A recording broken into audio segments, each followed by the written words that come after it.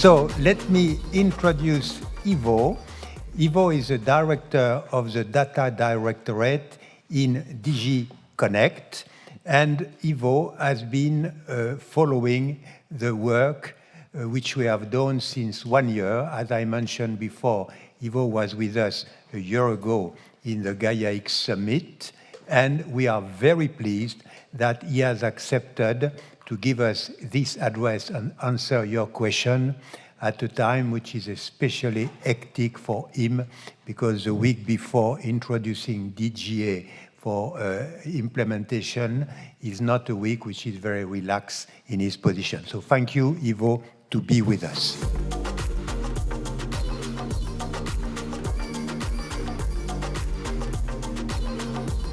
Yes, good morning to everyone, and thanks, Hubert. I heard you basically asked people to prepare mentally for this talk. Well, perhaps that's a bit too much, but without jokes, I'm very happy to be in this conference, even though I cannot be with you physically. I'm sorry about that. Now, why am I happy? Because, as you said, we are really at a crucial moment for the implementation of the data strategy. And this conference is very well timed, as you said. At the end of this week, the 24th of September, the Data Governance Act will become fully applicable.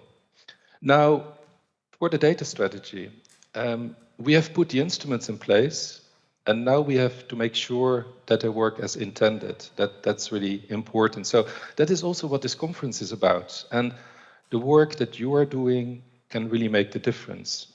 The survey that was done in preparation for this conference is a very useful tool for us. Now, data. I don't think I have to go into the importance of data. I don't have to convince anyone in the room how important data is for innovation. What is AI without data for jobs, for tackling societal issues, health, the environment? That's why we have the data strategy. We would like to ensure that Europe benefits from the data that its companies and citizens generate, and not only others.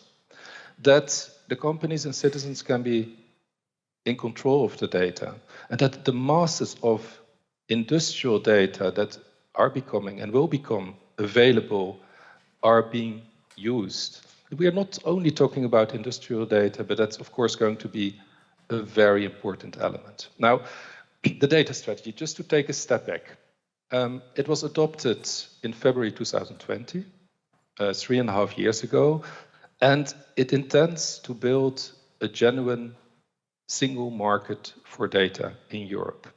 It has a vision behind it with 4 key elements. Data must be able to flow between countries, across borders, and between sectors. Ample of data should be available for innovation. Data should be used in full compliance with European values and European rules, including privacy rules. And we would like to have an internal market where the rules of the game on access to and the use of data are very clear. Now, we do that through legislation, and indeed often the legislation gets a lot of the attention, setting the rules of the game, but the deployment actions are as important. So the work on common European data spaces, including the data infrastructures to make things happen in practice, that is fully part of the strategy. The 2 things go hand in hand, and actually the legislation is not going to work if we don't have the practical tools in place. And actually the other way around also. Things won't happen on the ground if we don't have the rules of the game clarified. So let me start with this legislative framework. Now, I know that you know the instruments, but let me tell the story behind it again and put the elements, the different elements together. So the Data Governance Act, the Data Act, that's the focus of this conference. But of course, there's also the Digital Markets Act, the Digital Services Act. They have provisions that are relevant for data availability, for data sharing. And let's not forget the Implementing Act on Open Government Data. That's fully part of the data strategy. You may have missed that one. It was adopted at the very end of 2022.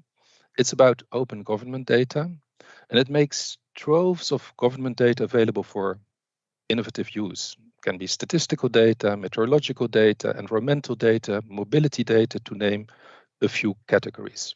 Now, this implementing act defines a series of high-value data sets. And once a data set is defined as a high-value data set, then it will be available for free in machine-readable format and through APIs. So it's ideal material for SMEs to start with, also ideal material for AI development. Now, the principle there is that it has been paid for by the taxpayer, so it should be available for reuse. Okay, now I'm going into the Data Governance Act, the Data Act. They're really the cornerstone of implementing this vision of having a European way of handling data. I can tell you that the negotiations were intense. There was very strong interest by a large number of stakeholders who all came to see us or tried to come and see us, especially for the Data Act, especially in the final phase. Now, we think that the negotiations between the Parliament and the Council resulted in balanced agreements that really retained the ambition level of the Commission proposal and also all the elements that the Commission had put on the table in its proposals. Okay, let's start with the Data Governance Act. Well, what is it fundamentally about? It's about trust in voluntary data sharing. And how do we try to increase this trust? By regulating organizations that bring the supply and the demand of data together.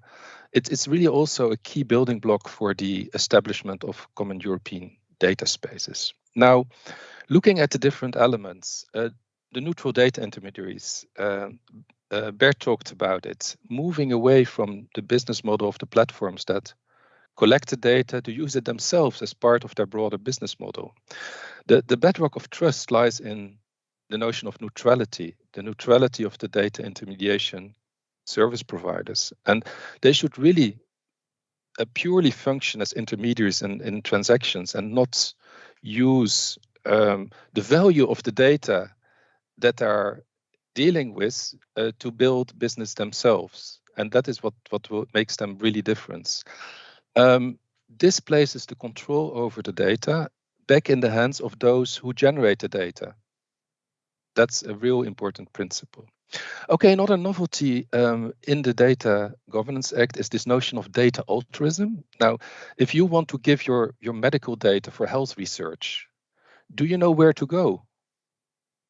And if you're being asked for your data, for example, your mobility data, to be used for the common good, how do you know that the organization asking for the data is trustworthy? And also there, the Data Governance Act will make a difference by giving organizations that fulfill the criteria the title of European Recognized Data Altruism Organization. So you know that you can trust these organizations. A third pillar is about making public sector data that cannot be open data available for innovation. Fritz actually referred to that. All these data in registers that are in a way confidential. How can we make sure that it's being used, for example, for health research? Now, of course, this needs to be done in such a way that the confidentiality of the sensitive data is maintained. We don't want our health records to be out there, of course. Member states are therefore asked to build the necessary infrastructures for that. And building the technologies and having the technologies in place, the privacy preserving technologies, for example, to make that happen, that's also important. That's why we invest also in the research programs. Can you hear me well, or is there an echo? Just to check for a moment. Are things okay? No, it's perfect. Thank you. Okay, lovely. So now we have the Data Governance Act. It will be fully applicable and we have to make it happen. So as we approach the date of application, we have been engaging with the member states to ensure that the supervisory obligations they have, including the creation of the necessary supervisory structures are in order. And Joël has made a very strong point on this. I will come back to that in a moment, because you do have a point, a very strong point, Joël. Now, we have also organized several workshops with potential data intermediaries. There will be more of them. We are working on an EU data altruism consent form and a data altruism rulebook, and registers for data altruism and for the data intermediaries are being set up and established. Now, we are looking forward to engage with more entities that actually have to register but perhaps don't know it yet if they're data intermediaries, or who may wish to be registered, for example, the data altruism organizations. And well, the survey done in preparation for this this conference shows that there are still questions and issues. So please do not hesitate to reach out to my team or to me should you be interested in knowing more. We are very happy to engage. This is not the Brussels ivory tower. We want to make this work in practice. So please don't hesitate. The team is not that big, but we will make sure that that there is time. Okay, then there is another important element that is being set up at the moment. It's the European Data Innovation Board, the EDIB. It's crucial for a coordinated implementation of the Data Governance Act, but also for the Data Act. And it's going to kick off early autumn. And we think the first meeting will take place in late October. Now, this Data Innovation Board, it has two main functions. First, making sure that the member states' competent authorities know what's happening in the other member states. So we get a harmonious implementation. Is this enough? Perhaps not, but it's a good start, I would say. A second very important function of this Data Innovation Board is to work on interoperability between the data spaces. Work on the standards to avoid that we create silos, new silos, by having the data spaces focusing on specific sectors. Now, the Commission has issued a call for expression of interest to select the external stakeholders for the Data Innovation Board, representing the different thematic areas. And we are getting the nominations in from all the member states. Each member state can nominate one representative from their national competent authorities. Okay, let me move to the Data Act. There was political agreement on the 27th June 2023. The Data Act is about fairness. There's new value in data and who can capture this value. In other words, who can access and use the data. Now, one key area is the question of connected objects and the data coming from connected objects. Things used to be so very simple. You bought an object and everything was yours. And everything was yours. I will come back to that question, by the way, that I just saw in the chat. No, how does that work for connected objects? And there, it's a balancing act. So the measures proposed under the Data Act will provide consumers and companies that are the owners of the connected objects much greater control over the use of data generated by the connected products. But at the same time, it was underlined in one of the questions before, we have to acknowledge the interest of companies that have invested in the generation of the data tools and the data technologies. There is a cost behind data, as it was said. And I think we have found that balance in the Data Act for the connected objects. Now, a major point of discussion on this issue was on trade secrets. Of course, we fully recognize the importance of protecting intellectual property rights and trade secrets. There were already strong safeguards in the Commission proposal, and the co-legislators introduced further measures to make sure that European companies will not lose control of data of critical commercial importance. Now, at the same time, we have made sure that there's a minimal risk of the argument of trade secrets being misused. So we have avoided a loophole in this sense. Now, there was a question about contracts. The Data Act actually increases the SME's negotiation potential and position in data sharing agreements.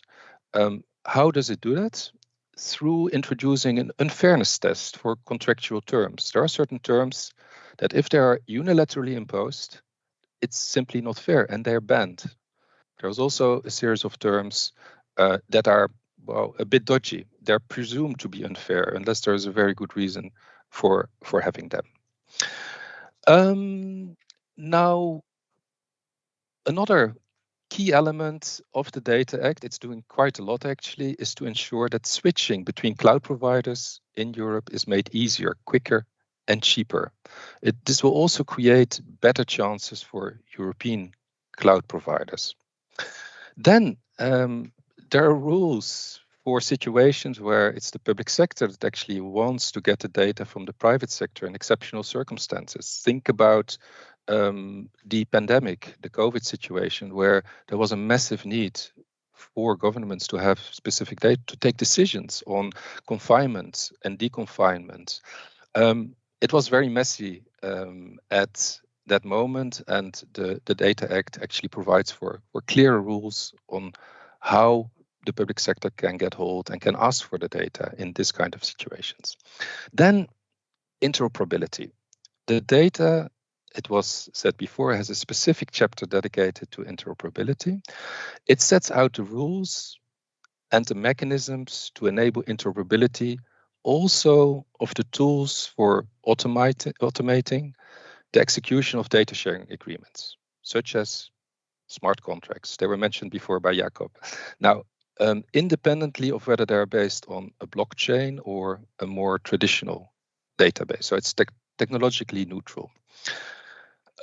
Essential requirements have been put in place, and they're at quite high level, and they build on established good industry practices. So they should not be problematic for the vendors or developers of smart contracts, but essentially, the requirements will ensure that the smart contracts are robust and that all the parties to the specific data sharing agreement have the appropriate control mechanisms.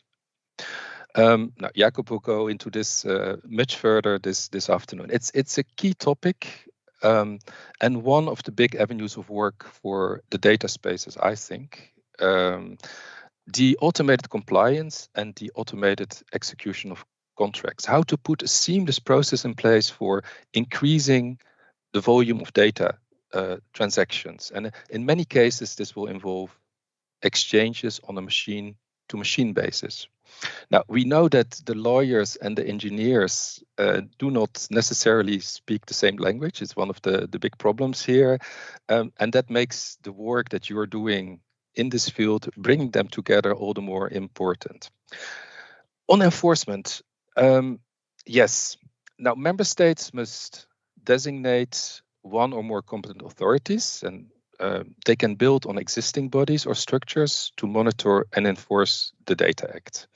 Now, the political agreement foresees a robust coordination mechanism, but as you all asked, is this enough? I think you have a point there. This question of enforcement and governance is going to come back also in the next Commission period. Now, this will come back at European level, but not only, this will also come back at the national level. How does the governance of data work at the national level? For example, the interaction between the data protection authorities and the authorities, well, responsible for making data use happen. How will they work together? How will they interact? How can we make sure that they actually go in the same direction and don't compete with competing visions? These are very big questions on the table, and they will require further work. Now, on the Data Act, where do we stand procedurally speaking? The legal linguist finalization is ongoing. A vote in the EP plenary should take place before the end of 2023, and we expect the text to be published in the official journal sometime between the end of 2023 and the beginning of 2024. That gives you the time frame. Now, the legislation will apply 20 months after entry into force, and this allows for ample of time for the economic operators to prepare. But they should start now. They cannot wait 20 months and then start implementing. And the same goes for the national authorities, actually.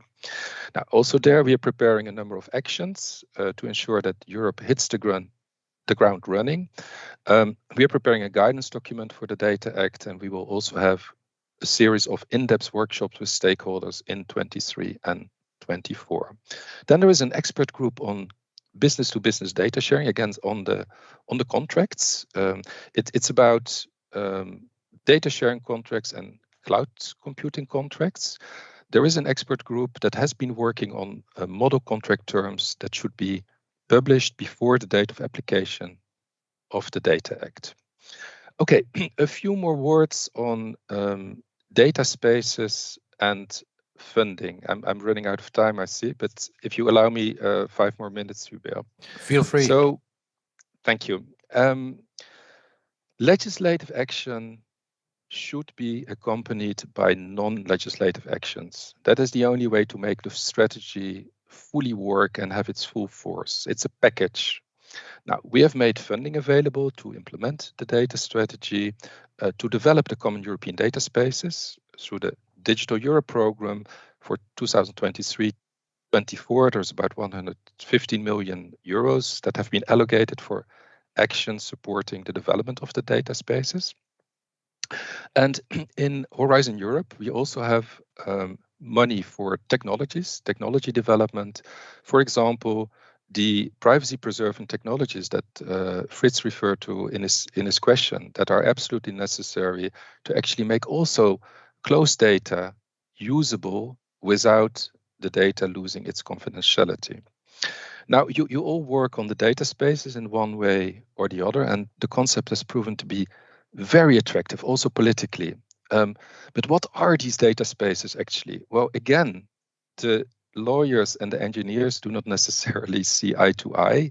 Ask the lawyers, they will talk about legislation, they will talk about the contracts. Ask the engineers, and they will start talking about the data infrastructures and the software that is necessary. Now, data spaces are both. It's a combination of the data infrastructures and the governance arrangement about who can access and use what data.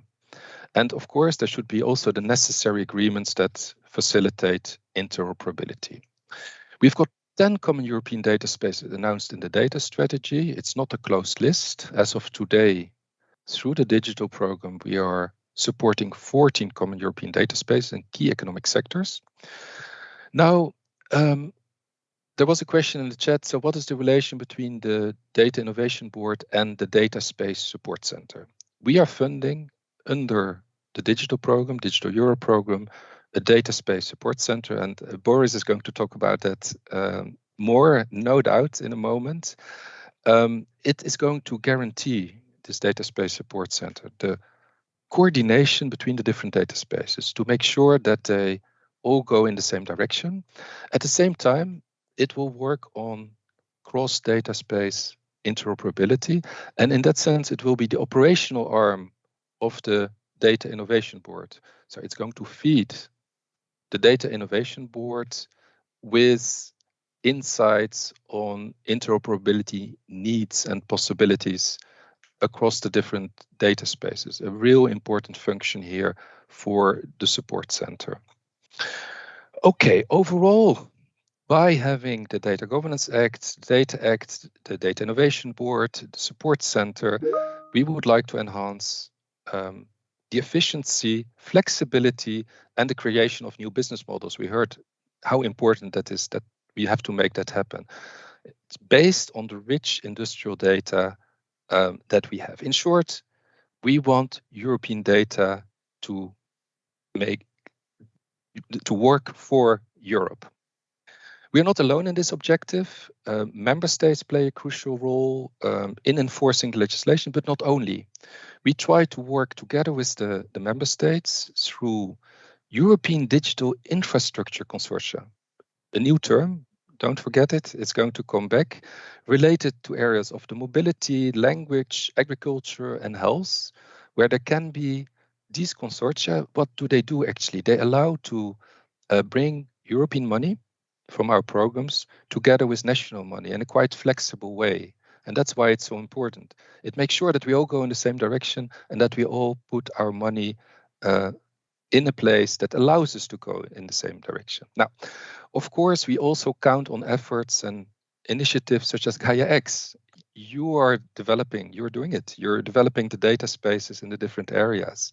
And you're doing essential work also on standards that will foster interoperability and portability of the data.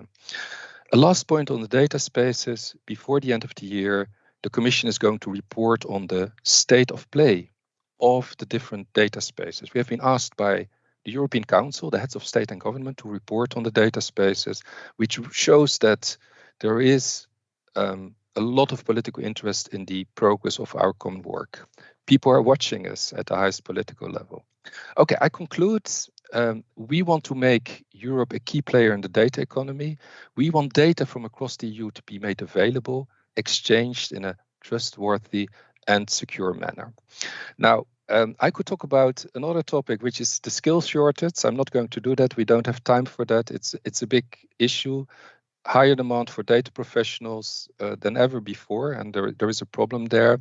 But no, let's focus now on the instruments that we have on the table, the legislation, the data spaces. And again, don't hesitate to contact us if you have any queries or uncertainties regarding the implementation of the data strategy, be it the legal instruments or the practical modalities. Please don't hesitate to contact us. Thank you very much.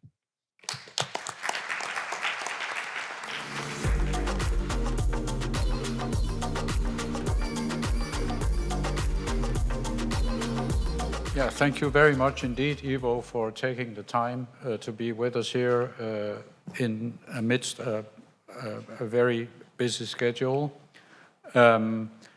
Please also feel free to give us further reactions to questions that might show up in the chat. You see them better than I do, but I wanted to now take the chance here to open for some questions from the room.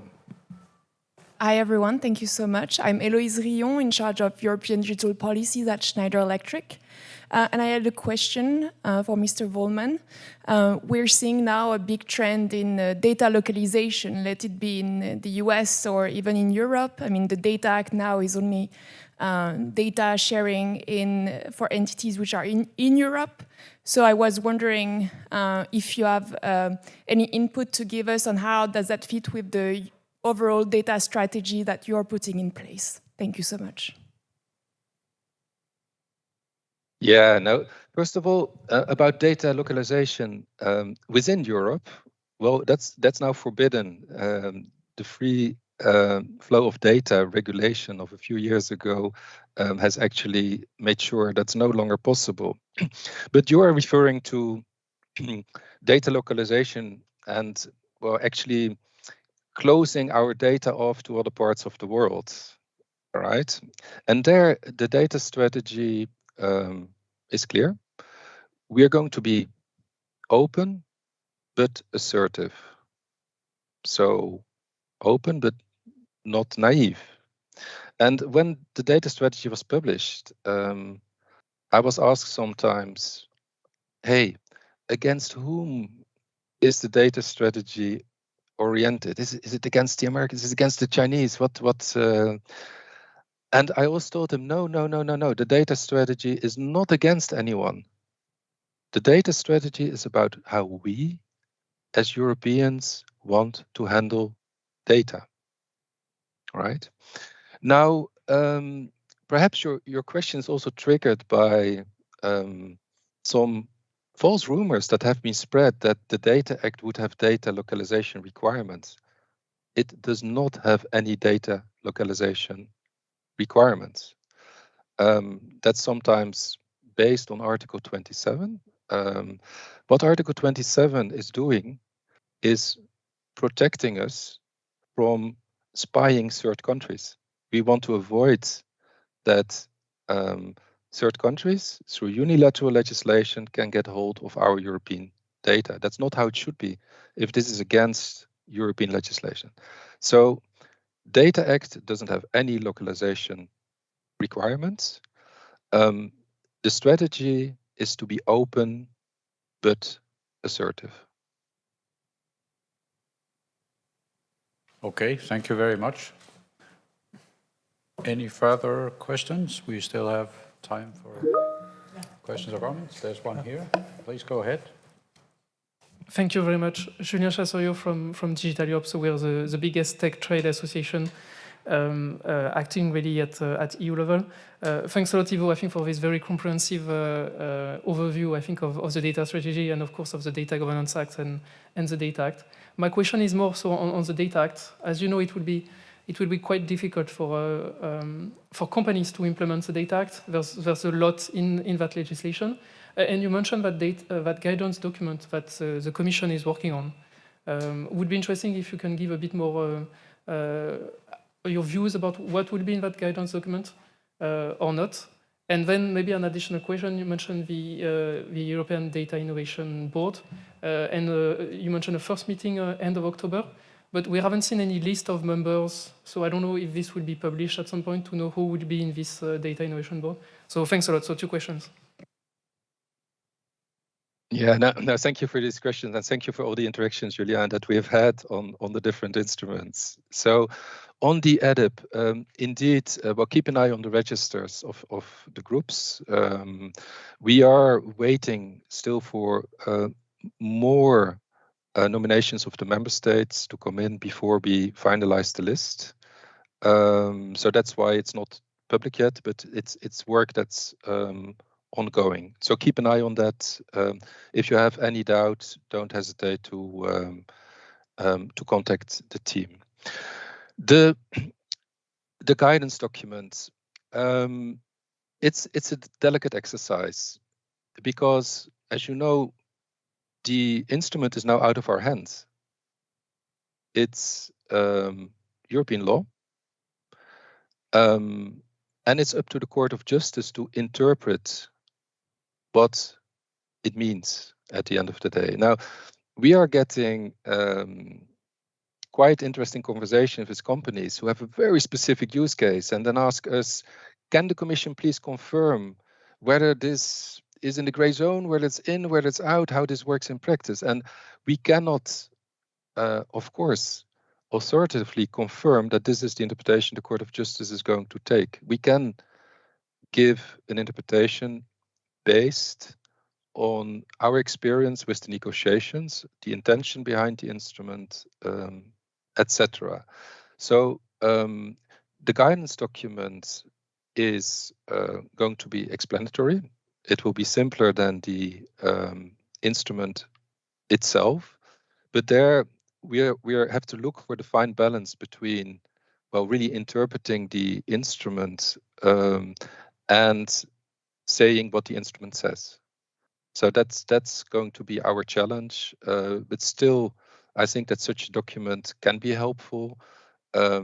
We have made available a simple description of what the Data Governance Act is doing, for example. There will be something similar for the Data Act, but of course we cannot oversimplify because then you can sometimes give the wrong impression. Thanks a lot. Eric? Yeah, thanks so much, Yvo, for your explanation and thought. Do you have any vision of the long-term evolution, or at least the middle-term evolution of the Data Innovation Board? Because you mentioned that basically its main goal would be to promote the standardization of interoperability of across data spaces, but it might also be the case that the various implementing authorities at the national level have different vision of how to regulate the data spaces. So is this Data Innovation Board bodies in which, in fact, you will have at least discussion, but even more conflict settlement about, potential conflicting visions of what should be done in each specific case? Because as we know, and as it will be demonstrated in the survey by Bert and Lucas, in fact, the data space will be organized on different principles in different industries because you have different industrial structures and value chains and players, etc., etc. No, a very important question indeed. Now, the Data Innovation Board will have two legs in a way, right? One is about implementing the Data Governance Act, and it will also have a role in the Data Act. And there, a first step is to make sure that everyone knows what's happening in other countries. Before you can talk about conflict settlement, because there are different visions, you have to have them on the table. You have to see what happens concretely, how things are being implemented. If there then turns out to be a conflict in the vision behind it and in the way things work in practice, and this may very well happen, then we have to work on it. But the Data Innovation Board is in itself not a conflict settlement body, but it should prevent this kind of conflicts from happening, because you can see in other countries what are good practices, what works, what doesn't work. Now, is this going to be enough? It's part of the broader governance question. I see Joël already gearing up on this issue. Is this going to be enough? I don't know. And the overall governance at European level, but also at national level, is going to be a topic that will stay with us for the data. The second big leg of the Data Innovation Board is about the interoperability of the data spaces. And I don't think that the problem will be so much the implementation by the authorities of the data spaces. I don't think that will affect the interoperability of the data space so much. I hope I'm not proven wrong there. I don't think that will be an issue in itself. But working on building bridges between data spaces that are being built by consensus by certain communities, where the not invented here syndrome to accept interoperability based on the norms of others, well, that will have to be overcome, because that is, I think, one of the big risks there, that we build standards for interoperability within a certain sector. And then, of course, you've invested so much in making this happen that actually going to the next stage, making sure that you can use environmental data for health purposes, for example, that it may become very, very difficult. Also there, the Data Innovation Board, supported by the Data Space Support Center, and Boris will talk about it, will have a key role.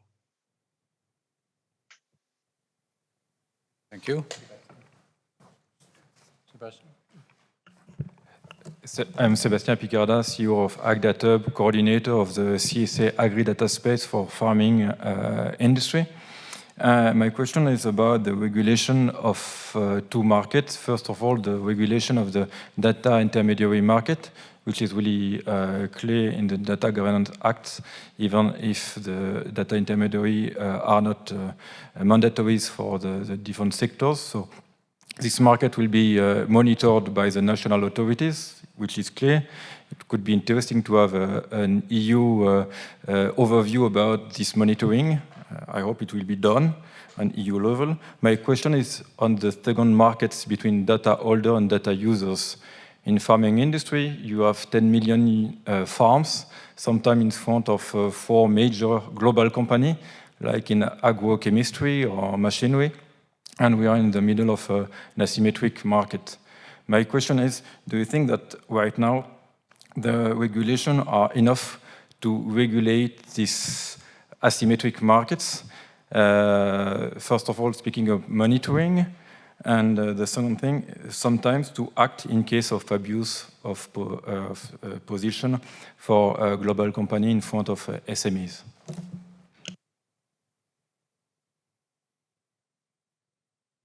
No, very, very, very important question also here. It's about the relation between horizontal legislation and sector-specific particularities. So first of all, about the data intermediary market, as you say, this is pretty clear. This is going to be monitored by the national authorities. Having said that, something that's worrying me a bit is that the national authorities that have been appointed to the Data Innovation Board so far are quite different from different member states. So we come back to this governance question.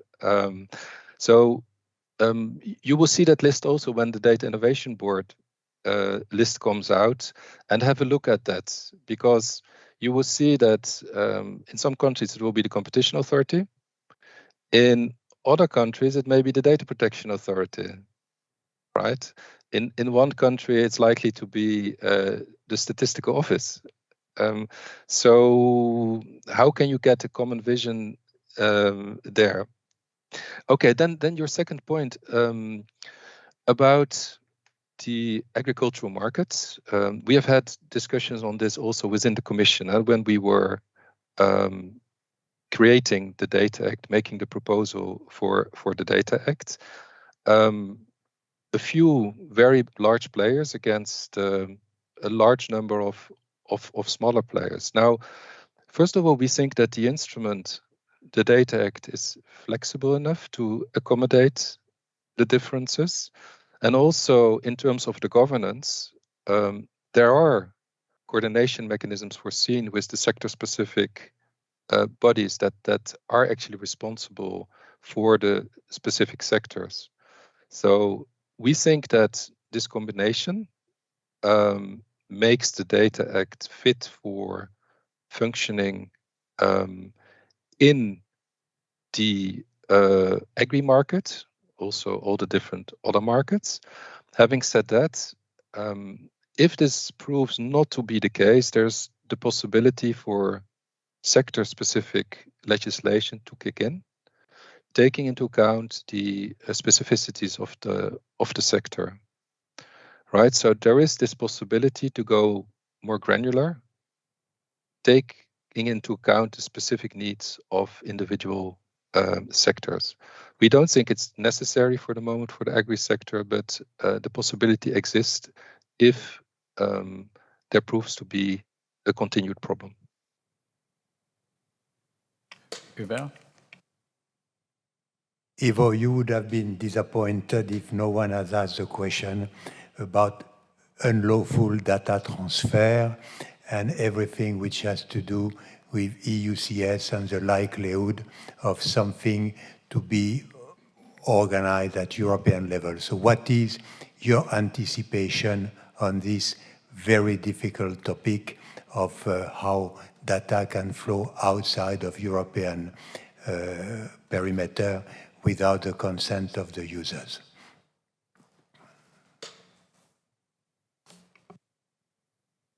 That's a quite generic question, and I will give again the relatively generic answer about being open without being naive. And unlawful data transfer, if it's unlawful, it shouldn't happen. And that's also what we try to prevent with Article 27 of the Data Act and similar provisions in the Data Governance Act. I don't think I should go further at this stage. Okay, I think that Yvo exhausts the time we had with you, and I want again to thank you very much for taking the time to be with us today, and we hope to be able to engage with you further, also in context that are coming up later. So thank you very much, Yvo, for joining us today. And thank you very much for having me at the conference. Again, don't hesitate to reach out. We are happy to interact. Thank you. Thank you, Yvo.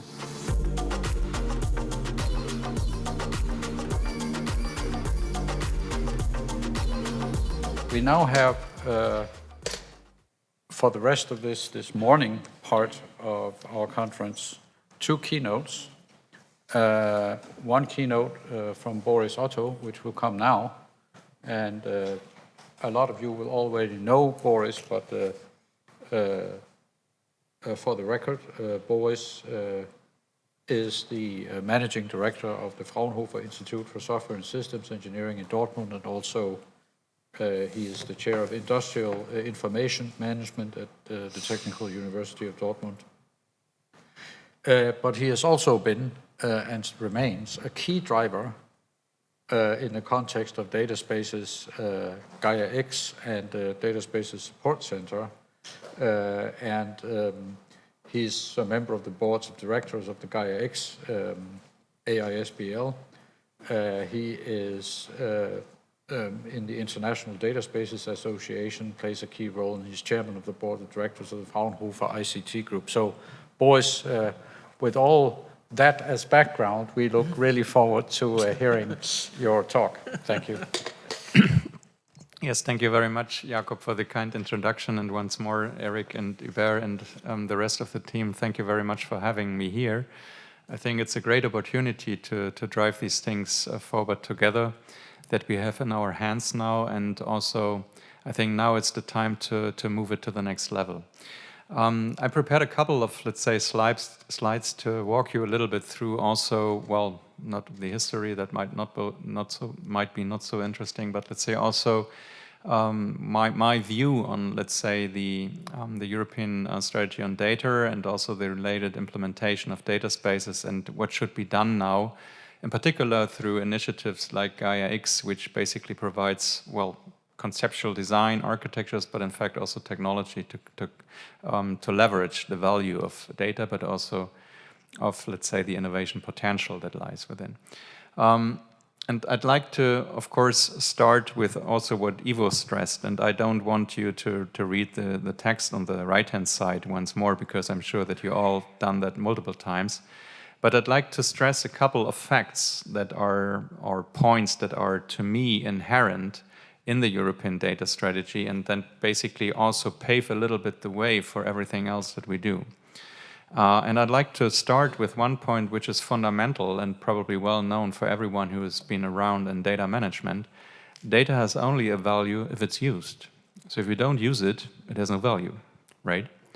If we take that for a given, then also we should make sure, well, that we maximize the use of data for all of our benefit in the end, right?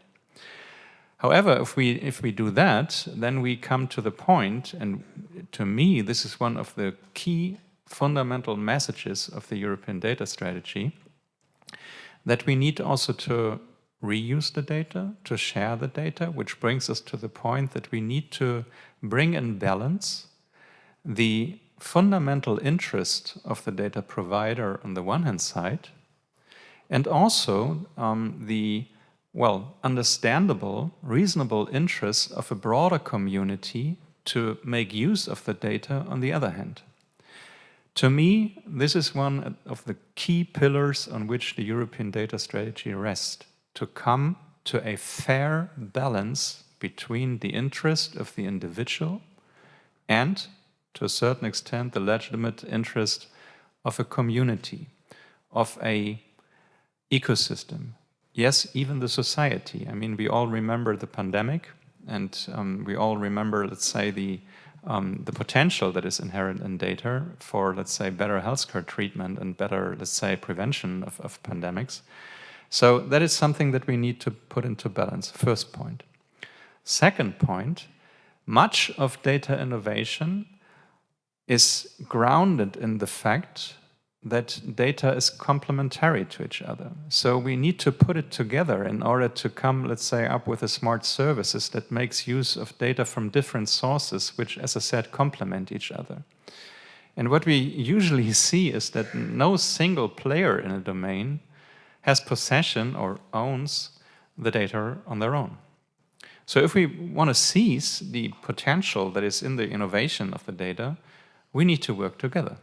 It's as simple as that. And that is why we need to share data, as I said, for the better of the individual, well, data provider or individual player, but also for the better of a community, of an ecosystem, perhaps even the society.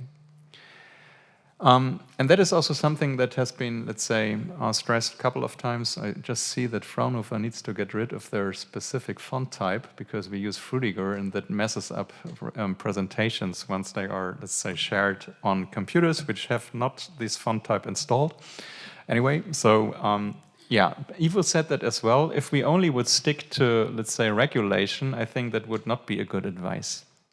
I think the fundamental idea of what we are at here is to, of course, write down and, let's say, bring our values, our understanding of, as I mentioned, a fair economy, which balances the different interests, into, let's say, also legal provisions. But we shouldn't stop there. We should also, and that is my true conviction, take the opportunity to jointly develop innovation in the data economy. And to me, also compared to a couple of member states, I'd find the European strategy on data pretty, well, consistent and also actionable, I must say. Because we, as I said, we basically put our understanding of a fair data economy in legal provisions. And then we basically also started a joint endeavor to also create technology, to create data spaces, to create data ecosystems that makes it happen. It was also addressed that, of course, could you move one slide ahead? I hope it's not frozen. One back. Sorry. Go one slide back, please, because I don't want to skip one of the most important things in my point of view.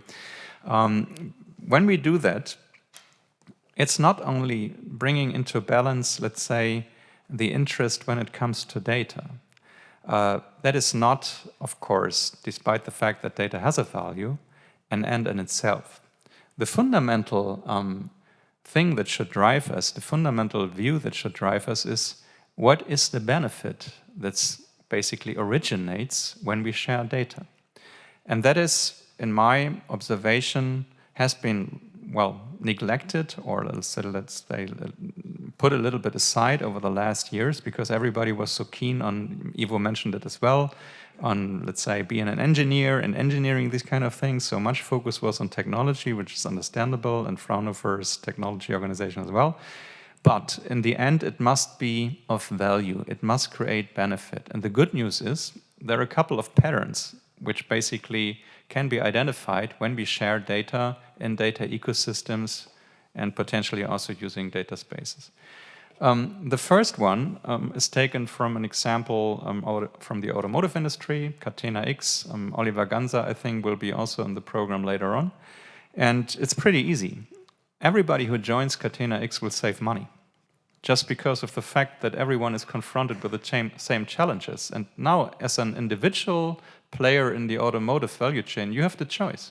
Try it on your own and do not succeed and then basically sink a huge amount of money, or team up with others to jointly address this issue and to jointly share the burden. And the burdens are multifold. You have, let's say, also compliance issues when it comes to, for example, the Supply Chain Act.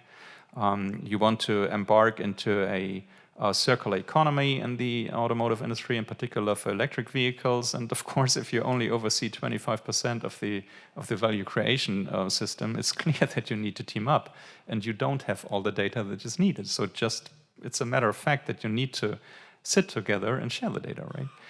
So the next thing is directed more towards customer innovation, and I took the example of Gaia-X, which is very close to me as well, because I do business trips, as you also do, and I don't know how it's in your case, but I have on my smartphone, like, I think 60 or so apps which deal with mobility. It seems impressive, but if you do the math, you have, let's say, the local public transport systems, you have, let's say, the hotel chains, you have, let's say, airlines, and so on and so forth. And none of these basically shares data among themselves, nor share they my data. which basically leaves me in a situation where I have to remember the diverse username-password combinations. I do not know which kind of data is, let's say, used by any of these, and the integration, the orchestration has to be done by myself. So in order to basically come up with true end-to-end mobility services on an intermodal base, data needs to be shared. I would like to see that if it's happening in a trusted environment, right? So in the end, you can then basically a little bit go down the list, and as I said, I think there are a couple of patterns. This is of course not exclusive and not a final list, and also the questionnaire that Bert was mentioning will provide more solid ground on, let's say, elaborating on these. But the good news is, let's say, there is a true business case there if you embark into a data sharing scenario and share data for the benefit of yourself. But, and that is, by the way, the notion where it's basically borrowed from biology, for the viability of the system as a whole, right? And this needs to be also put into balance.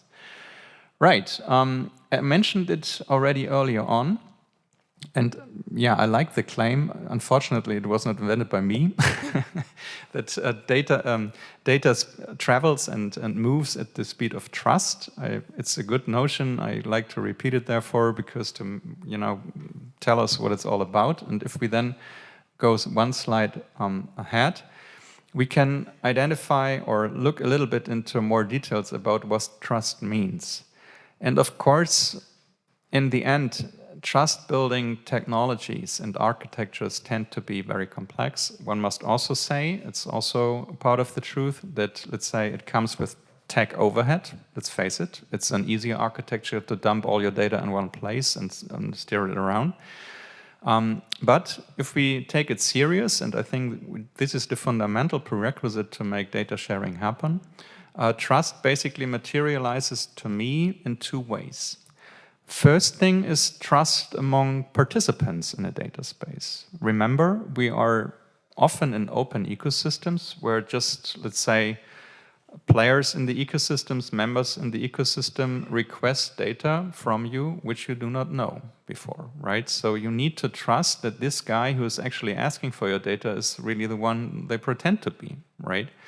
And the next thing is, if this guy comes with a couple of, let's say, claims for a certain cloud service, you want to also make sure that these claims are right. So those are the two things, right? Trust among participants is one thing. And the other thing is, you also want to trust the data itself. And you can see that again from two perspectives. First, as a data consumer or user, you want to make sure that the data stems from a trusted source, right? So it's not something which is basically fake data, if such a thing exists. And if you turn it around and take the perspective of the data provider, you want to make sure that your data is not misused, right? That basically the data recipient, the data consumer, sticks to the rules, sticks to the provisions that you attach to the data before you exchange it, right? Right, perhaps one slide ahead, please. So, and that brings us to, let's say, the legal provisions which exactly address, let's say, these kind of points. And Yvo explained that much better than I could ever do it. I just prepared here a couple of excerpts from the two provisions. On the left-hand side, you can see the Data Governance Act, which basically, as Yvo pointed out, also, mainly deals with, let's say, the fair sharing of data, also supported and facilitated through data sharing intermediation services. And of course, on the right-hand side, you give, let's say, users of smart devices a voice and try to rule under which conditions data is shared, of course. When we talk about, let's say, the conditions under which data is shared, I would also like to stress the fact that, of course, data differs from tangible goods, but in the end, you can basically apply many of the things that we are, let's say, used from the physical world to the world of data.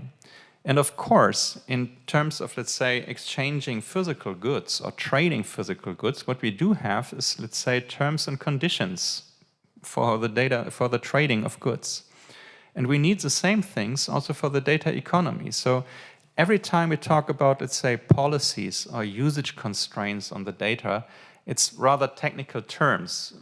But in the end, the effect for, let's say, from an economics, well, from a business standpoint, would be that it's basically the terms and conditions for exchanging and sharing data. So, so what do we have to do in order to not only end up with regulation, but also, as I said, seize the innovation potential that does not only rest in the data themselves, but also in the technology that we can come up with. And that is described a little bit on the left-hand side. So what we need is technology that supports data sharing for data innovation, and at the same time make sure that we are adhering to the law.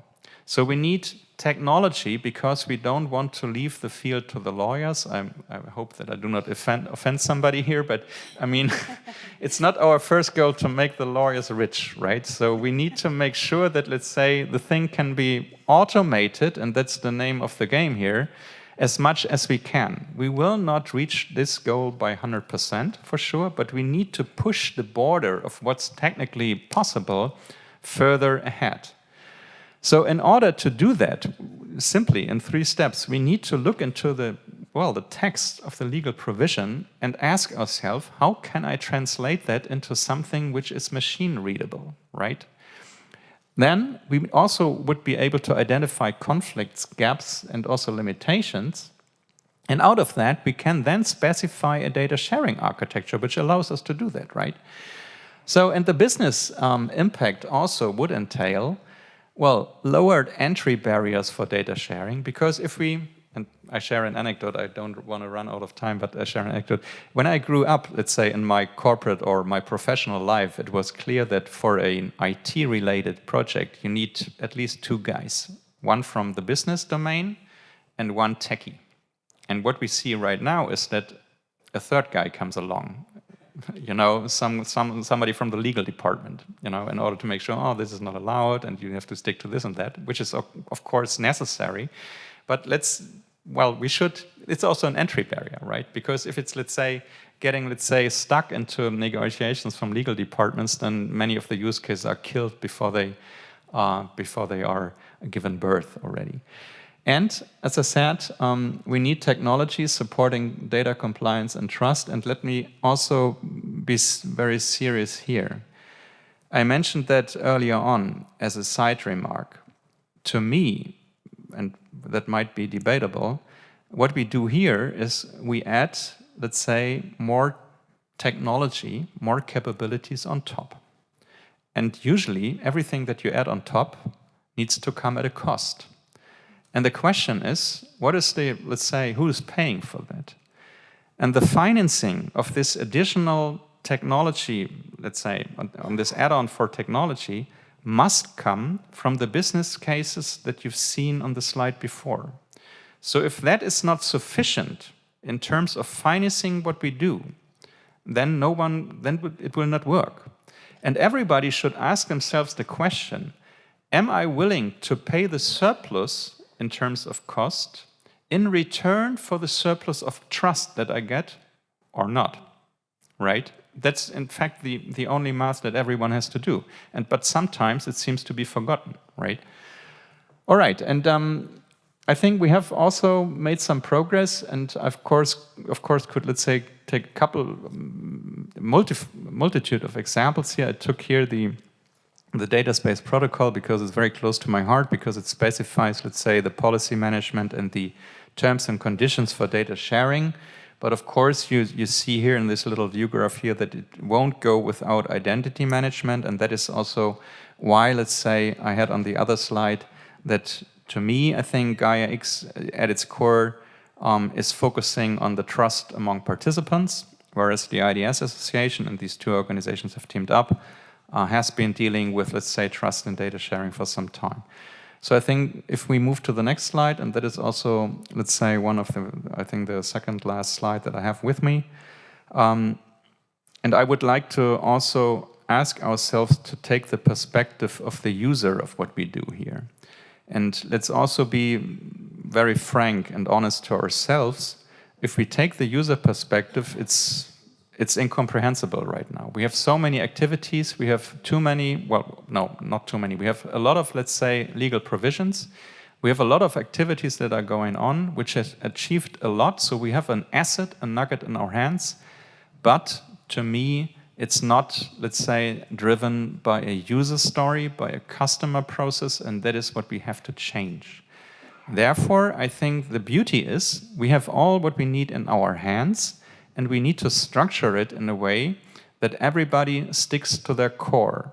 This is a proposal, this is my view. It is not, let's say, somehow, let's say, also approved by the respective boards, but this is something where I think it could work. And if you find it useful as well, please come up with feedback to me. I will briefly go through it. So, of course, the European Commission, represented today by Yvo, has basically defined the rules of the game, which is good.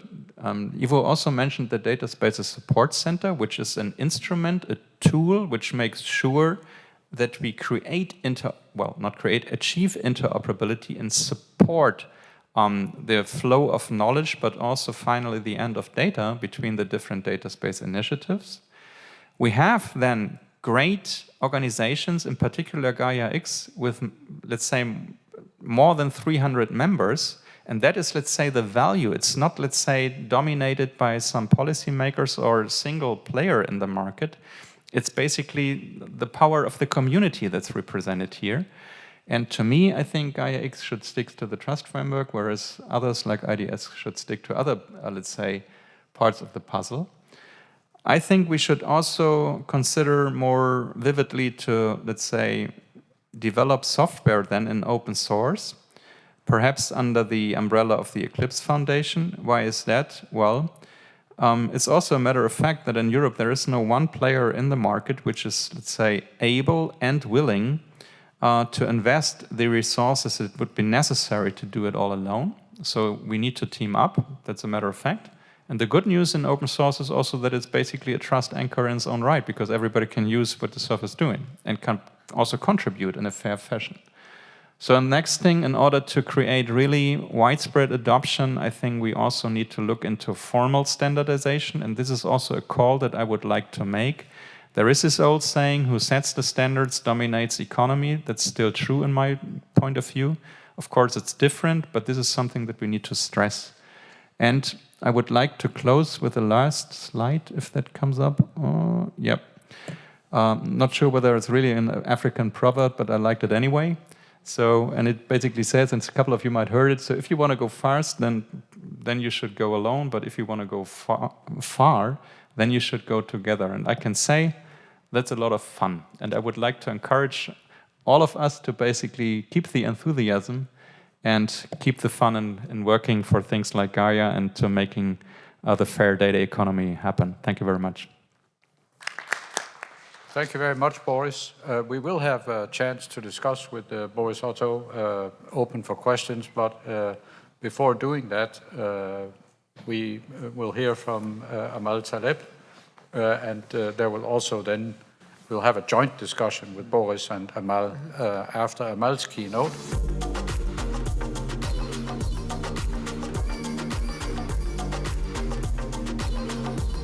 Amal is Director of EU Government Affairs in Brussels for SAP. And before that, she was in the role of being an SAP Director of Government Affairs in Paris. Amal actually has a background as a lawyer. She served in various legal roles. And so she brings also that unique perspective to the table. Amal, we're pleased to have you here. The stage is yours. Thank you very much, Jakob. And thank you for those nice words, because apparently since William Shakespeare, things have not changed. It's time to burn the lawyers. It was true in the 15th century, apparently it's still a bit true in the 21st. When I was studying law, when I was studying competition law, we studied the way competition law was implemented in France in 1986. And there was huge debates on how to qualify competition law at the time. Some professors were saying it's private law, it has nothing to do with administrative bodies. Others were saying, no, it's a pure administrative policy that has to be applied specifically by a body. And one of the greatest law professors we ever had in France, the doyen Vedel, simply said, the baby's born, the christening can wait. There is no need to pre-establish, pre-name, pre-entitled, pre-qualify things when they've just been adopted. This is why when Hubert asked me to participate to this panel, and when I saw the words legal consensus, I had a bit of a knee-jerk reaction, because as a former lawyer, I know that legal consensus happens maybe 5 or 10 years after the law was adopted, when there's been loads of litigation left and right, because then we know what it is. So I think it's a bit early to qualify them as those, but I do recognize that it is an incredible legislative consensus that has been implemented by the Commission with all this incredible framework, DMA, DSA, Data Act, Data Governance Act. In such a small span of time, it's impressive. Yet, because the baby is born, and it's still very frail, and it might get any kind of disease, we are all a bit worried about how it's going to grow up. And this is why I think it is important to keep in mind that these texts, especially the DGA and the Data Act, have areas of uncertainties. That makes it a bit difficult, not only for private companies, but also for those who are going to enforce these rules, to figure out exactly what are the extent of the obligations, what ought to be done, and even in some questions, what exactly are we talking about? Sometimes it's a bit missed. So if you'll allow me, I will not be as brilliant as Yvo Volman in explaining the content of the DGA and the Data Act, but maybe I can just, if you'll excuse me on that, point out areas of uncertainties in both the DGA and then the Data Act. The Data Governance Act is an incredible piece of legislation for one thing only. It is short. It is short. I would say Mark Twain in the Connecticut's Kit at King Arthur's court, someone says, I'm a page. You're not a page, you're hardly a paragraph. And in a certain way, this is the way the DGA is built, especially when it comes to data sharing provisions. Because there is one actor that is missing in this chapter 2. The entity that is actually sharing the data. The only rules described are the ones for the intermediaries, and there are important rules and necessary rules. It is more than important to ensure that in a situation where private entities are sharing data, or physical persons, natural persons sharing their personal data with other providers, it's important to make sure that these intermediaries are neutral, and that we know what they are, we know how they are not going to use the data, to build their own solutions. That's an important aspect of it. Still, because the text is quite short and because it is, I'll dare say, one-sided, it leaves open questions about how it's going to be implemented. Just a few ones to worry you a bit. The Digital Services Act imposes deletion of illegal content. What happens when an intermediary that is providing data sharing solutions is asked by one party to delete the data because it is illegal? It goes back to the certainty and the trust that comes with and that is attached to the data, as Boris mentioned, and that is an intrinsic characteristic of data sharing. Another question, data sharing spaces. People can come in, people can get out, they can bring some data, they can bring continuously some data, and then they might leave for any given reason. There is a sole question of protection of the integrity of the data, but there is no clear guidance on how to manage entering or leaving these data spaces. And that's important because at the end of the day, the only entity that has written down rules to comply with is the intermediary.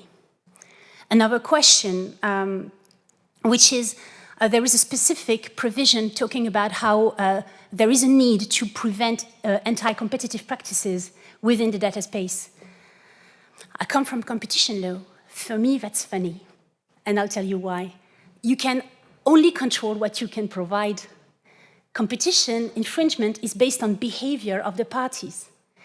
You can have a perfectly honest, rigorous, compliant intermediary and yet have, if the parties that are sharing the data are not honest, have one of the greatest cases of competition infringement.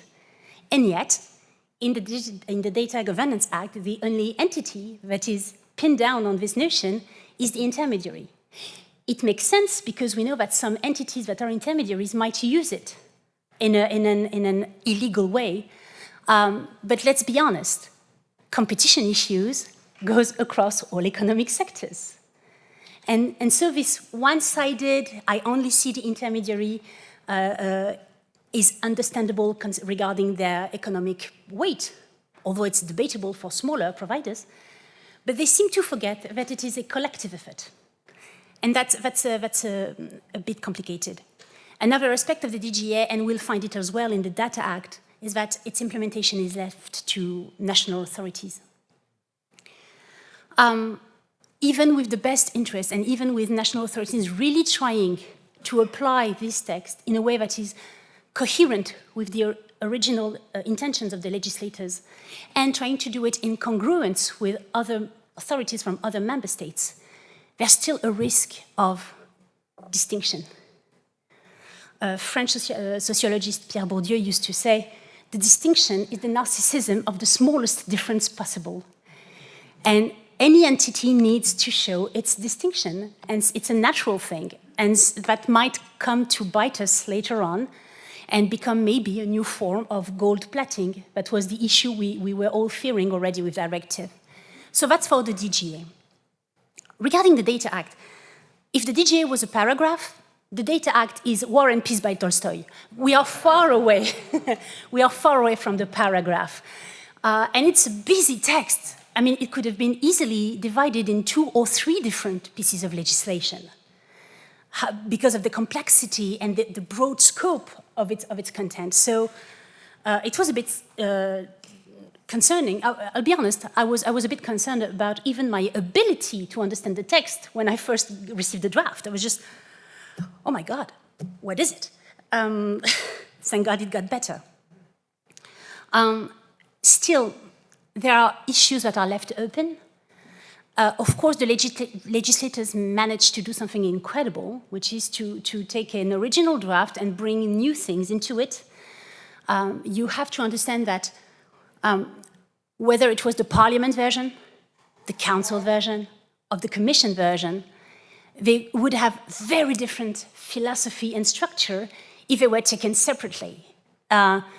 Try to mix together Tolstoy and Borges and a bit of hip-hop and try to put it in a shaker and figure out whether you will have a text at the end of the day.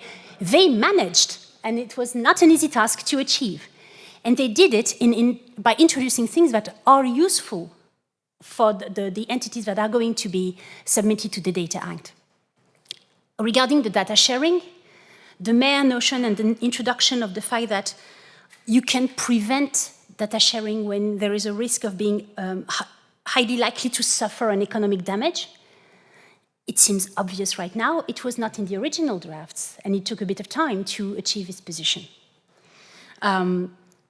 In the chapter that concerns most my company, SAP, in switching cloud providers, the introduction of good faith cooperation was so helpful because now we can, in a certain way, discuss with all the parties on how to best do it when cases are so different from one another.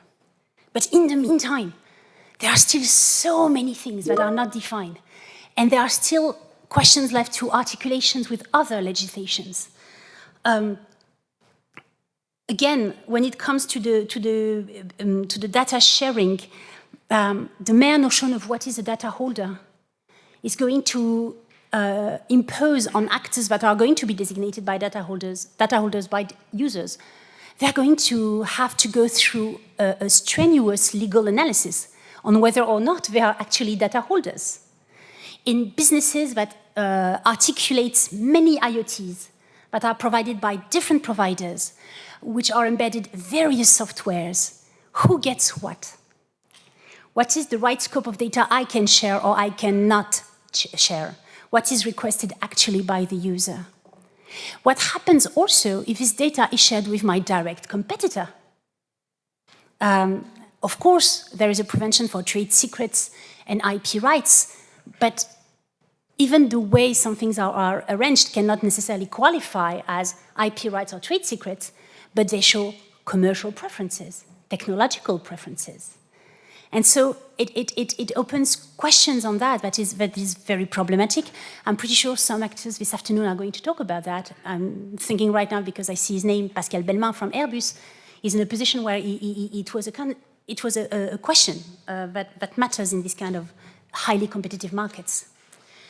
When it comes to business-to-government data sharing in Data Act, which is supposed to be the mirror twin of access to public data in the Data Governance Act, on the DGA, it's very highly and clearly framed what you can do, who you can ask if the first person you requested the data from is not in a position to answer, what is the financial compensation for it, how you can use it, how you cannot use it.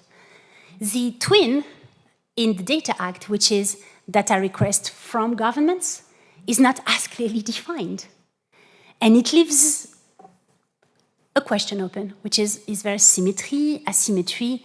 I understand the need for public emergencies to have it as supple and easy to work with as possible, but still, it opens a question. And on switching and interoperability, there are still a lot of things that are still uncertain, and I think this is going to be a challenge not only for the cloud providers, but also for the authorities that are going to implement them, and also, even though they're not directly mentioned, by the judges.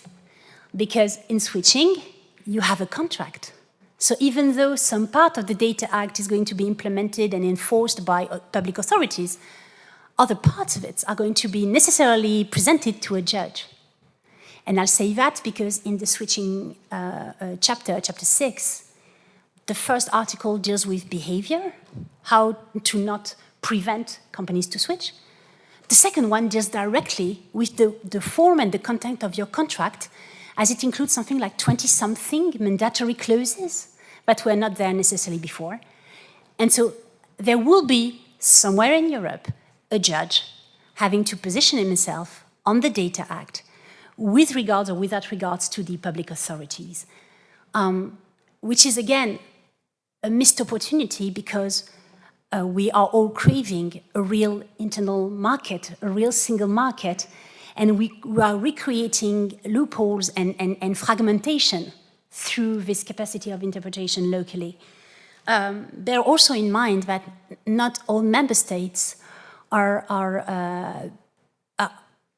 the same kind of resources for their public authorities or for their judicial system.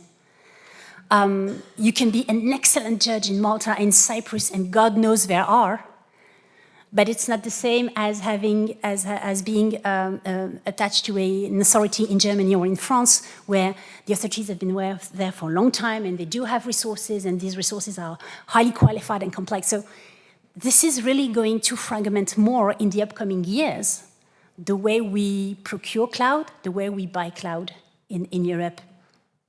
And a final one, because there's nothing more boring than a lawyer, but a final maybe topic, food for thought.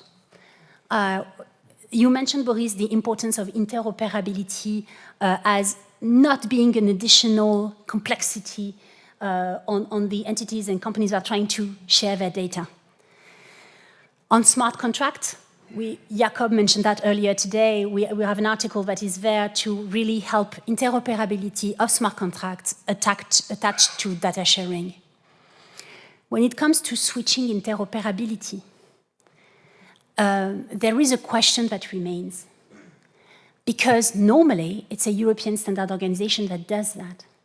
But now with the notion of common specifications, with private entities, public entities, even maybe sometimes just one private company providing possible common specification, it recreates the question of the hierarchy. Which one is more important? And also, these bodies do not work at the same pace. Some go very quickly, some go very far, to use Boris's African proverb. And those who go very far usually offer comprehensive standards, and they are usually European standard bodies. They know how to handle this complexity, and they know that it takes time to elaborate standards that are strong and applicable to all sides of markets. And the mere fact that there is going to be this new entity, common specification, creates some kinds of questioning around that. But I don't want you to be left with the notion that lawyers are going to be the only one winning from all this legal framework. That would be unfair. It's helpful. This framework is very helpful, and this initiative was much needed. But we still have to wait a bit before claiming victory, and whether or not it helped European companies, small and big ones, into growing and expanding as they wish. So let's hope that the spirit of the law will join the letter of the law and will infuse the letter of the law with more clarity. Thank you so much. Thank you very much, Amal, for that vivid presentation, also from a legal perspective.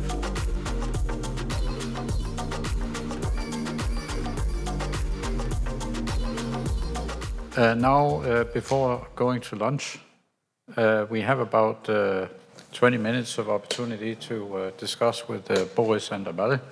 So I just first of all want to see if we have comments or questions from the room. And we have a question or comment from Martine. Yes, good morning, everybody. So I'm Martine Gourier from EDF, and I will have the honor to have a round table this afternoon with many users. So I have a question for you, Amal, because you said that, yes, I understand the regulation is not, not precise enough and so on. But my question is, so coming from a user point of view, we share right now the cost of interoperability. For example, we within EDF, we spent dozens of millions each year for this cost of switching, and in fact, it is cloud providers, so I don't say the names, but that have this money because we are not able to switch from one cloud to another.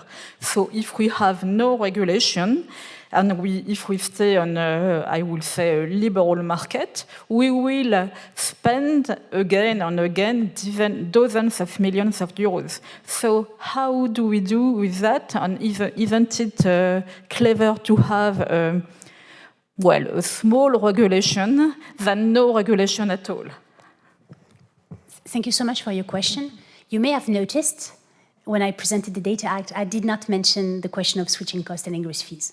Okay, for a very simple reason, it varies from company to company and solution and solution. There are companies which business model is strictly built on the level of egress fees that they leverage. There are other companies, and I'll dare say mine is one of those, who do not build their business model like that. No judgment. It's the way companies are trying to enter into a market, and God knows each company has a right to enter into a market and has its own operational independence, right?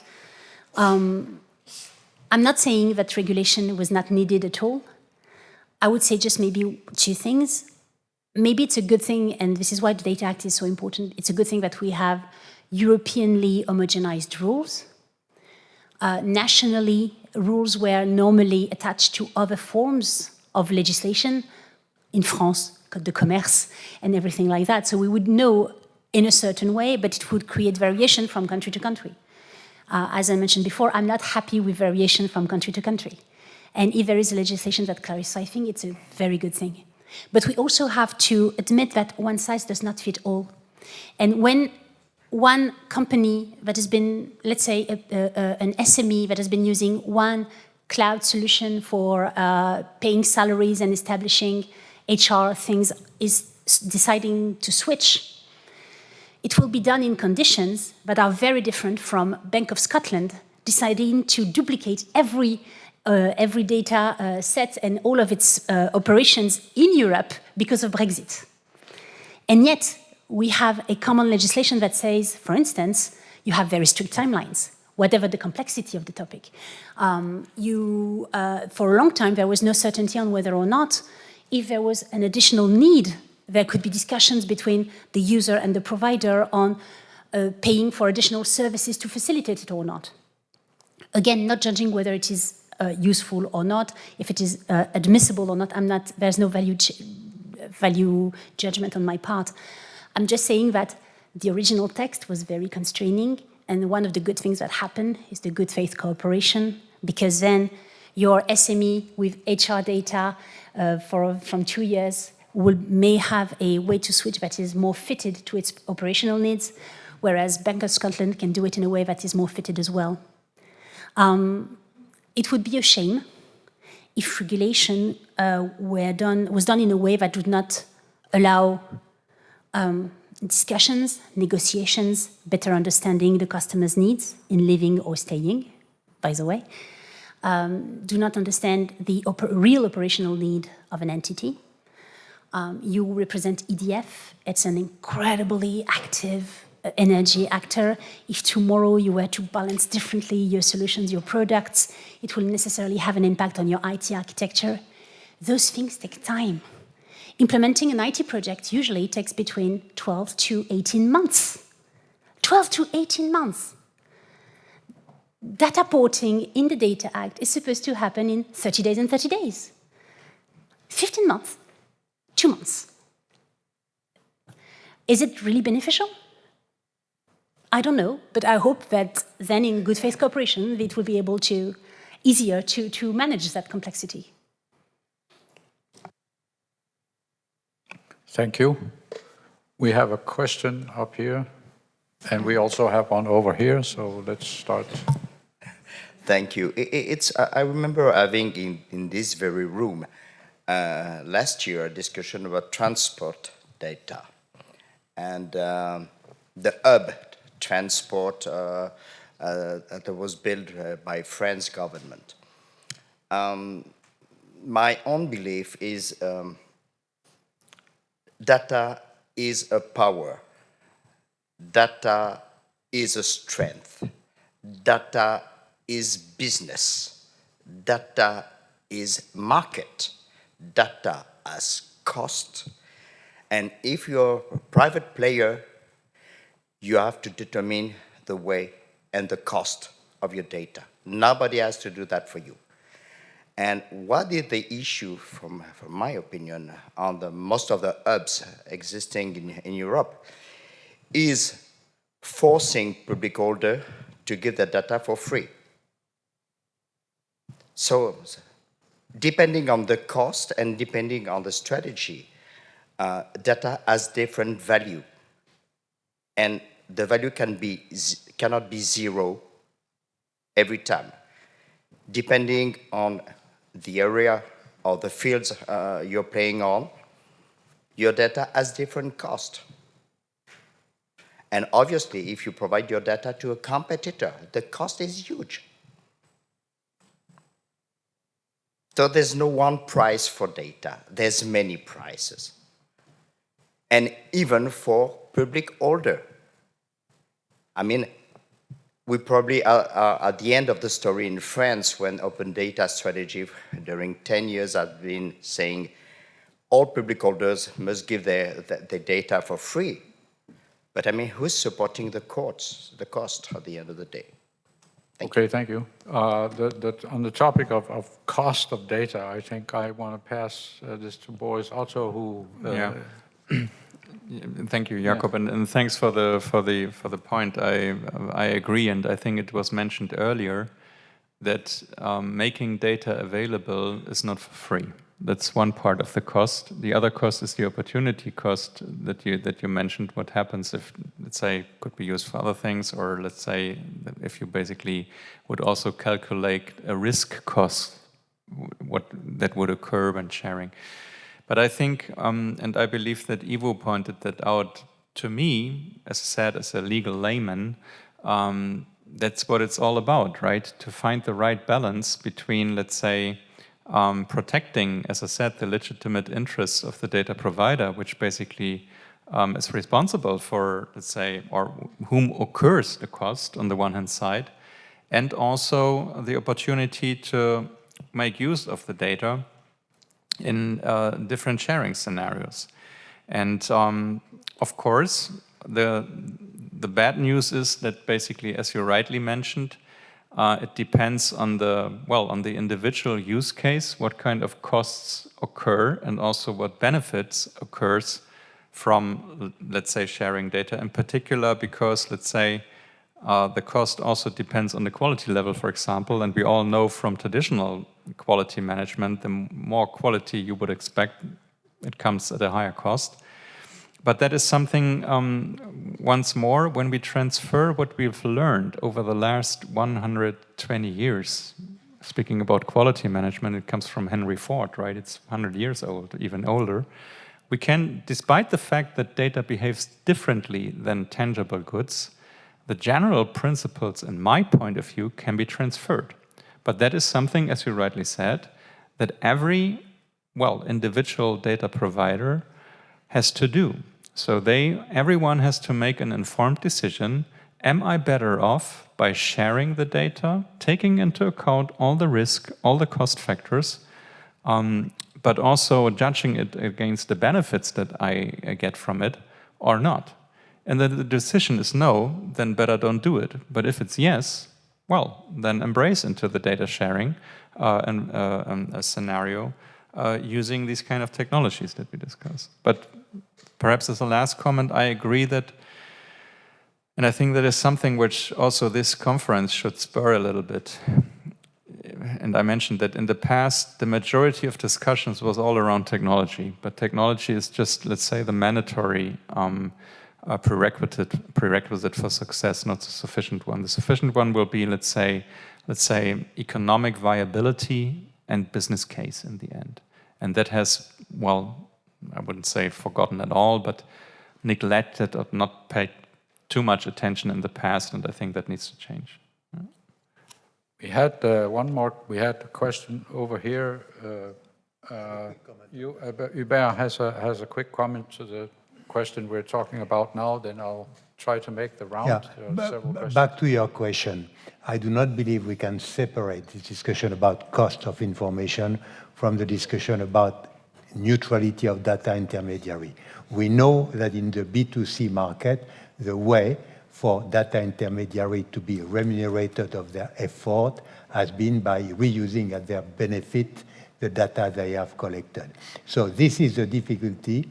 Data intermediary has been transported into the non-personal data market, but we need to know that it has inherent deficiencies which have to be corrected. So the fine-tuning between protecting by neutrality and leaving enough room for data intermediary to be paid of their effort is of the essence. Thank you, Hubert. We had a question first over here. Please go ahead. And I think then we'll go to the other side of the room. Or is it like directly connected? No, it's, I think okay, it's my turn? your turn, yes. Okay, that's great. Mrs. Taleb, first of all, thank you very much for the presentation, and thank you for defending the honor of lawyers. Mr. Otto, so I completely agree with everything you said. My name is Natalia Theissen, by the way, University of Hanover, Germany. I'm working with Gaia-X for KI. What do you think about the provision or the protection of trade secrets? Intellectual property rights regarding the DPA and the DA are quite like a legal issue, highly contested. What do you think? What do you think about it? Sufficient? Isn't it sufficient? Amal? Well, thank you for this question. And happy to bond on that, on being lawyers. But to go back to your question, in a certain way in the Data Act, it has been addressed differently from chapter to chapter. Because, for instance, in cloud switching, it is mostly entered into the notion of exportable data. So then it becomes a prerequisited analysis made by the provider, the cloud provider, of what is data that is exportable or not, then entering the discussion with his customers on a base-to-base discussion on what is exportable or not. And the provider will have, especially if he wants to keep his customers, to be honest in explaining there might be trade secrets here, there might be IP rights here, and I understand that this data is okay. So again, it goes back to the good faith cooperation. At least there is a will to push it into consensus. The way it is done in the sharing part of the Data Act is slightly different, because the data holder has the sole burden of proving that it's going to be highly detrimental, economically speaking. So he has to prove that this precise request made by this user, or worse, this request by the user to share it with a third party, with the data recipient, is going to be detrimental. So you will have, of course, everyone does a risk analysis beforehand, but maybe in some situation, it might be a bit complicated to do it, especially if you have in front of you, and it's sad to say, but if you have newcomers into the markets. Because if the data is requested to be sent to a third recipient, a data recipient that is, for instance, in an ancillary market, reparation, whatever, then you know it. You can easily find it, and it could make sense. If it is a direct competitor, you will, of course, know it as well. If it is a newcomer, the cost and the internal effort to make sure that you are not facing any risk might be a bit more difficult. That would be the first thing. And I think, I mean, we have to be aware of possible window dressing from foreign entities that are going to use these new vessels. The worst case scenario would be an SME newcoming in the market with funds that are coming from foreign countries, and these are going to flow under the radar, which would create this weird situation, because gatekeepers that are designated in the DMA will be prevented whatever happens. But is it? I mean, I wonder whether the protection was properly tailored, if there was a good way to do this. And if data moves at the speed of trust, we might see some kind of an Achilles and the tortoise race, where some actors are trying to take their time because they will need for their own goods. And it's a legitimate request. They need for their own goods to better understand what are the risks they might be facing. Thank you very much. I think we had a question over here on the other side. Please go ahead. Hello, so I'm Anne-Sophie Taillandier from IMT. So I'm part of the French hub of IDSA as well as Gaia-X. So I have a question for you, Boris, with the presentation. And one of the last slides, so you said that it's your proposal of the organizations in between Gaia-X, IDSA, the SSC, European Commission, Eclipse Foundation, and blah, blah, all the ecosystem. So I may have like hundreds of questions on that slide because I'm not sharing this view. So I will be happy to discuss that, because for me, DSSC, so Data Space Support Center, it's a project, it's a funded project for 3 years.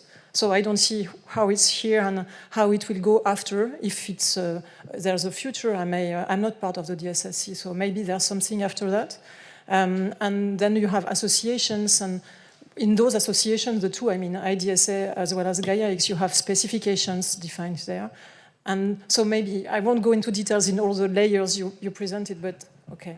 Yeah, if I may, briefly, and I think, and Sophie, right, we have lots of room to discuss this. What I did is I tried to take the perspective of, let's say, well, a user, in fact, actually the entities for whom we are doing this, right?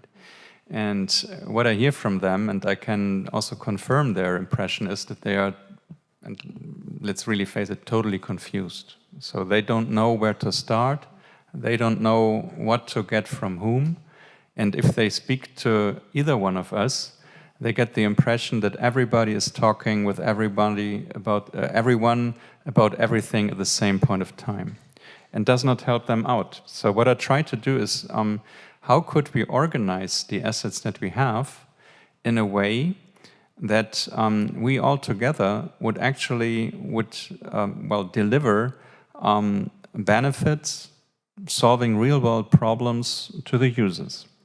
And the proposal that I have, of course, you're right, there are a lot of, let's say, flaws. You're right, the DSCC is a project, not a permanent institution. Also, it's debatable whether Eclipse is the right way to go, for example. But I think from the pieces that we have right here, now, let's say for, I don't know, the next 2 years or so, this could be a distribution of work that would work. And I think it would be also for the better of every individual, activity or institution there, because it would allow them to concentrate on their core. And that's what's not happening today. If we don't concentrate on the core, we will all end up, or there is a risk that we all end up in delivering nothing. And that would mean that we basically miss a once in a decade, perhaps even a once in a lifetime, even if it sounds pathetic, opportunity, to come up with true innovation, data innovation from Europe. And but I'm more than happy, Anne-Sophie, to, let's say, get your input to make this proposal better. Yeah. Thank you very much for the vivid discussion. We have one question, although we are slightly transgressing the time limit. I think we should do it. Please go ahead, ask a question. I wanted to... Thank you. I wanted to follow up on Mr. Tardieu's remark on the neutrality of data intermediaries. I'm the CEO of a personal data intermediary, or what aims to be a personal data intermediary with the DGA. I've been always advocating for this neutrality with Olivier and Arnaud and others. We named it separation of powers back in 2019. But the question is, what does it mean to have a neutral business model? Because saying you can't reuse the data to sell ads is pretty clear. But if your data intermediary is based on a consumption, the more data that flows through it, the more you pay. Is that neutral or not? Because data intermediaries might be tempted to say, I win more money if more data goes, if people say yes to a consent than no. And they can change their UX to make it easier to say yes than no, or more attractive to say yes than no. So my question is, do we have any more specific definition of what it means to be neutral for a data intermediary? I don't want to be provocative, but we know what is to be non-neutral, okay?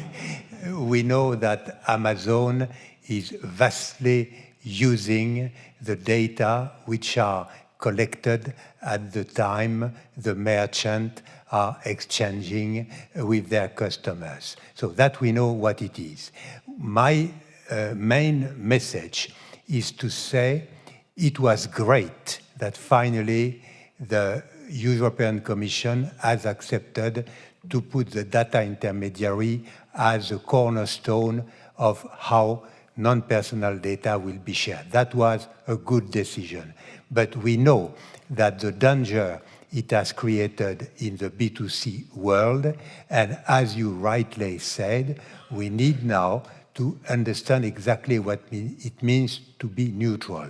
If I read properly Data Governance Act, it's like you are the post office, so you are taking envelope from one end and you put it in another place, never opening the content of the envelope for your own benefit. That is what is at the beginning, okay? But can you do that in order to optimize your job as data intermediary? That needs to be seen. And what we would like to push is a better understanding of all that, and we will discuss that later on after the panel. We never can understand that if we do not understand better the economics of data sharing. At this point of time, we are at the very early days of that. So we know in the B2C world, Jean Tirole got his Nobel Prize for that, what it is to have a double-sided market, okay? We know what it means for the platform, and we need to invent, as part of the economics of data sharing, the exact role of the data intermediaries. I guess this is what I will be proposing at the end of the day. The Gaia-X Institute is willing to continue, probably. Why are you laughing? No. Okay. No, but basically, we would like to continue on that kind of task jointly with Université Paris-Dauphine, because we believe, as I have said this morning, that regulation has come way before we have understood the economics of data sharing. And therefore, we are putting very disruptive notion without understanding what it means in the real life. We have a comment, thank you, Hubert. We have a comment from Amal and then one from Bert. It's a very different comment than what Hubert just expressed. It's just one simple thing. It's national authorities that are going to designate and to verify whether or not an intermediary is neutral. So it means that you are going to be in a position where you have to face different definition of neutral from one country to another country. And that could be helpful, that could be contradictory, that could be complicated, but unless, if I'm not mistaken, and please correct me, Professor Taleb, I know you know that better than me, but apparently national authorities are to designate and to list the neutral intermediaries in the Data Governance Act. So might come a moment where the way the Swedish see it is not the way the French see it, or not the way the Germans see it as well. So I think the short answer is the jury is out. There is a baseline, there is a description in the DGA. Everyone is, in our interactions, is interpreting what is there. And I encounter initiatives that find that already too restrictive and say, that doesn't work for me. And I find others who say, well, that's a good starting point, but I need a couple of additional provisions for me to trust that and to have sufficient guarantees for neutrality. So it's a bit of a gray zone still. At least the DGA has put one description, one set of descriptions of what it implies. It will get some national variations, probably, but that is where it stands. There is no clear one neutrality definition that will hold across Europe. Thank you very much indeed. I want to thank everyone for this vivid exchange, and I'll pass the word to Eric, who will tell us about what's going to happen in the lunch break, and then we'll reconvene and continue hearing about stakeholder perspectives and also something on smart contracts in the afternoon.